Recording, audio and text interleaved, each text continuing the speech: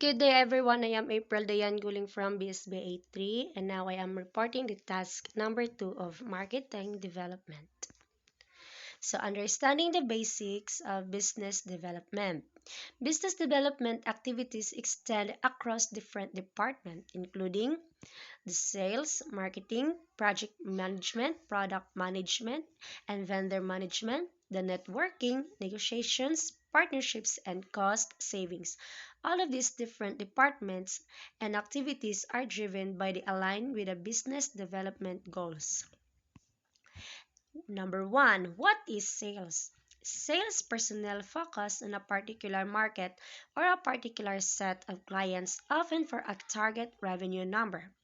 Ito ang mga benta na may aktibidad na nauugnay sa pagbebenta o mga bilang ng mga kalakal na ibinibenta sa isang particular na target ng panahon at paghahatid ng isang serbisyo. Example, the selling of goods and services. For goods, the automobile, the appliances, the clothing, the cosmetic, the water bottles, and more. In services, the legal advice, the house cleaning, consulting service, streaming and service, country clubs, and insurance coverage. Second is, what is marketing? Marketing involves promotions and advertising aimed towards the successful sales of product to end customers.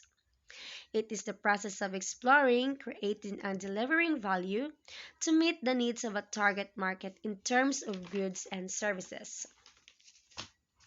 Ito ay tumutukoy sa mga aktibidad na ginagawa ng isang kumpanya upang isulong ang pagbili o pagbebenta ng isang produkto or serbisyo. Example, the television commercials, the billboard on the side of the road, the magazine advertisement. Other example of that is the direct marketing, the alliance marketing, the in-store marketing, and the flat pricing.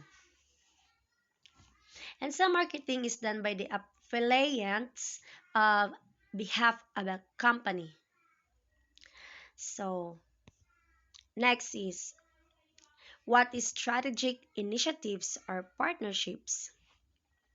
Are the means through which an organization translates its goals and vision into practice. It is a komprehensibong plano na itinakda ng isang organisasyon para sa pagkamit ng mga madiskarting layunin upang matagalang mga pananaw para sa pagbubuti. So example of this, the raise brand awareness with a social media campaign. So example of that is the brand recall. Brand recall yung nagtatag ng ugnayan sa pagitan ng kategorya ng produkto at tatak, while the brand recognition is tumutukoy sa kakayahan ng mga mamimili na kilalanin ang isang tsak at tatak na produkto. So, next is the acquire or merge with a critical supplier or raw materials. Example is the backward integration. Yung pagsasama na kinabibilangan ng pagbili o pagsama sa mga supplier. Number 4. What is project or business planning? It is the business process of planning, developing, launching, and managing a product or service. It includes the entire life cycle of a product from ideation to development to go to market. And it is also a role and function within an organization that is responsible for a product's overall success.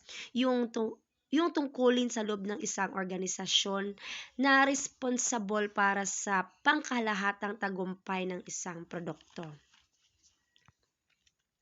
So example is the branding communication.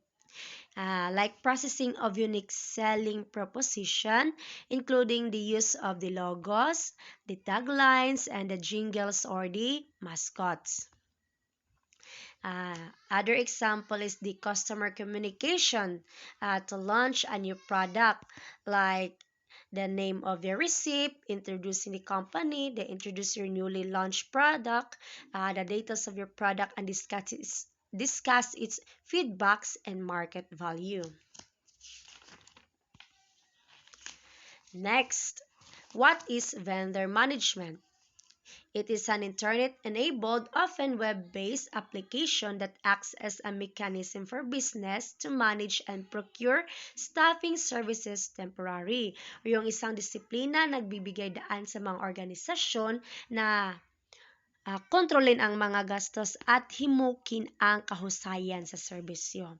Example, a person or a business entity that sells something or a vendor which they purchase goods at wholesale prices that they sell at retail prices to their customers. So what are the types of vendors? Number one is the manufacturers.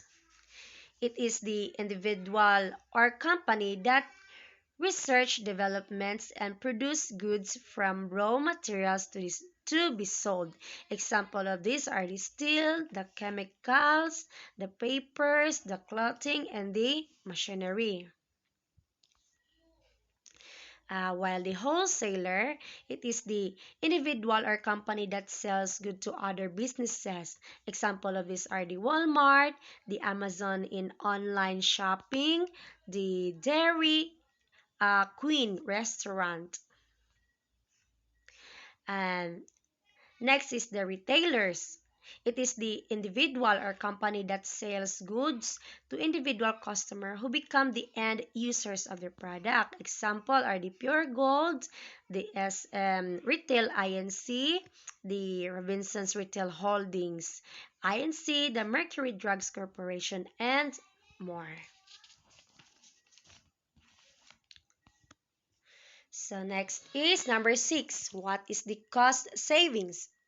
It is the benefit realized from actions that reduce an organization's overall spending on assets that directly impact its bottom line. Ito yung importante at nakakatulong sa paraan ng pagtitipid sa gastos at makakatulong sa mga negosyo na makatipid na para sa pamamagitan ng pagsusuri sa mga kasalukuyang paggasta or expenditures at paghanap ng paraan upang mabawasan ang mga panloob na gastos. So example, the reduce spending, they avoid IT upgrades, they invest in equipment, the reduce travel, the evaluate employee perks, the check facility usage, and the analyze tax savings. So, business development ethics. Why is new business development important? It is important for generating jobs, develop key industries, and keeping the economy moving forward. And it helps a business expand and improve its sales, revenue, product offerings, talent, customer service, and brand awareness. So example of these are the sales growth, the business expansion, the formation of strategic partnerships, and the increased profitability. So, what are the keys skills of business development executives? Um, Development executives need to have the leadership skills. So, example of that is the trustworthiness, the teamwork, communication, delegation, analytical decision making, and more.